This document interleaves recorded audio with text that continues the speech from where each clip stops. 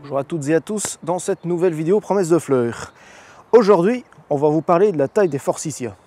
Mais non, je plaisante, évidemment, on ne va pas le tailler pendant qu'il est en fleurs. En revanche, dès qu'il est en fleurs, c'est le point de départ pour la taille des rosiers. Et bien ça, on va les voir tout de suite. Eh bien, des rosiers, en voici. La taille des rosiers, c'est un détail, mais à le rappeler, Daniel Schmitz, un grand rosiériste belge. Pour lui, ce qu'il fallait surtout, c'est bien nourrir le rosier pour qu'il soit très florifère et en bonne santé.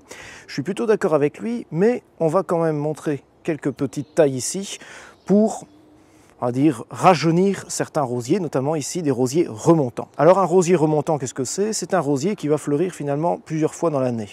Il va surtout fleurir sur des pousses de l'année.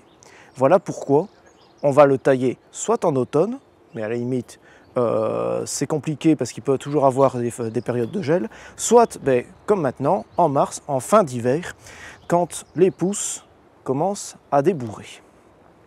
Un rosier non remontant va en fait fleurir uniquement en juin-juillet, plutôt en juillet, et on devra le tailler en août. Ici, ce sont des remontants, donc on peut se lancer maintenant.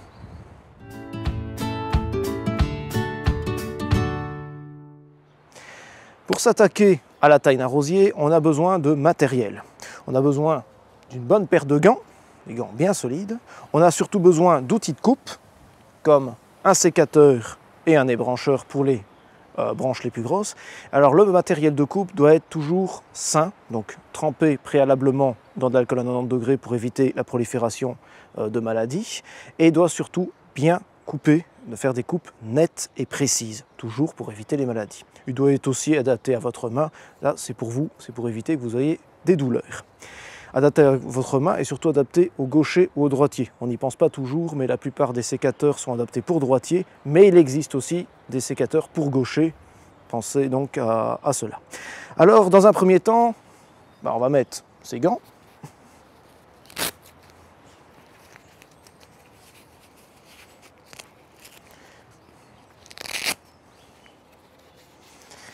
Et on va s'écarter légèrement du rosier pour un petit peu voir son allure générale. L'important dans un rosier, c'est que l'air traverse le rosier sans mal. Donc il faut qu'il y ait des branches bien écartées l'une de l'autre, qui vont pouvoir bien fleurir et éviter les doublons ou des branches qui se croisent, des branches qui vont en fait refermer le buisson. Donc ici, j'en vois déjà quelques-unes à supprimer et je vois notamment un petit peu de bois mort et un petit peu aussi de chicot qu'il faudra recouper, issu d'une taille précédente. On va s'y attaquer, donc on va d'abord faire le bois mort. Hop, un petit peu de bois mort ici, hop. Ici sur cette branche là aussi, hop.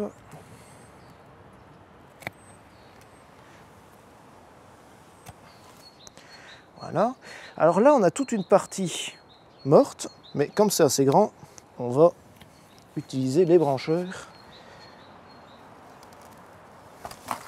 Et hop là. Ah, évidemment, on est un petit peu pris.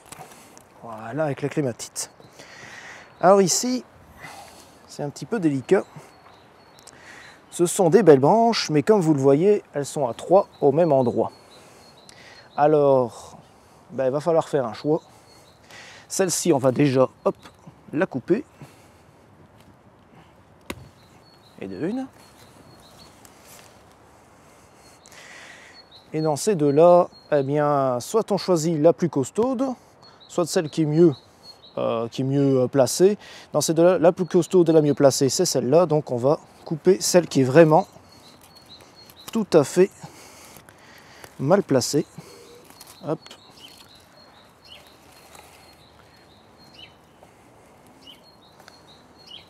Elle est tellement mal placée qu'elle s'accroche partout. Et là, ça va ouvrir un petit peu plus l'arbuste qui pourra ainsi fleurir dans ces sens-là. Et alors, le vent peut bien passer l'air peut bien passer entre deux. Ici, c'est parfait, pas trop de soucis. Lorsqu'on taille avant le débourrement des bourgeons, on risque justement de laisser des gros chicots. Alors ces gros chicots, ils vont finir par mourir et donc être une porte ouverte à des maladies cryptogamiques. Donc ici, on va le couper et on va le couper juste au-dessus du beau petit bourgeon ici, à 5 mm au-dessus et en bien ainsi pour faciliter l'écoulement de l'eau et éviter aussi ainsi les maladies. On va encore vérifier un petit peu les autres chicots. On en a encore un ici. Hop, ça, encore un peu de bois mort. Hop.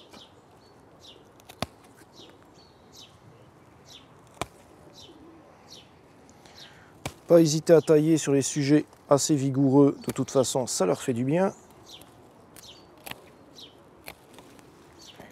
Voilà. Et là, un bon cas d'école. On a ici une branche tout à fait malingre avec quelques feuilles. Alors soit on coupe ceci, soit on coupe ceci, soit, moi je vous dirais carrément de couper l'entièreté de la branche. Ce sera plus joli. Hop, voilà. Alors ici ce n'est pas le cas, mais il peut arriver sur certains rosiers que le porte-greffe rejette. On dit qu'il crée des gourmands. Ces gourmands sont très vigoureux, sont souvent très droits et très hauts, et on les reconnaît facilement parce qu'ils n'ont pas le même feuillage. Sur le rosier même, nous avons 5 folioles, comme ici. 1, 2, 3, 4, 5. Ces 5 folioles forment la feuille en elle-même. Sur les rejets donc, du porte-greffe, c'est souvent 7 folioles, donc la feuille n'a rien à voir. Donc c'est ainsi qu'on peut le reconnaître et il faudra alors le supprimer parce qu'il va puiser en fait les réserves, il va puiser les nutriments au détriment justement de notre rosier. Et c'est notre rosier qu'on veut voir fleurir et pas le porte-greffe. Un cas un peu plus compliqué ici. Si je travaillais plus à l'instinct, je me dirais que cette branche-là est plus costaude, donc sans doute plus forifère, que ces petites branches-là. Seulement ici, il n'y a qu'un seul bourgeon juste en dessous d'une seule plaie et c'est tout. Donc je vais me dire qu'on va couper celle-ci si j'y arrive parce que ça va être compliqué à la voir. Hop. De façon bien nette. Hop, voilà. Pour garder alors finalement des branches un peu plus fines mais qui vont quand même porter des fruits, enfin des fleurs et des fruits. La taille proprement dit, tout ce qu'on appelle plus précisément l'émondage, ça dépendra un petit peu du jardinier lui-même. Certains taillent très fortement, parfois trop fortement, certains comme moi ne taillent quasiment pas ou ne se contentent que d'épointer.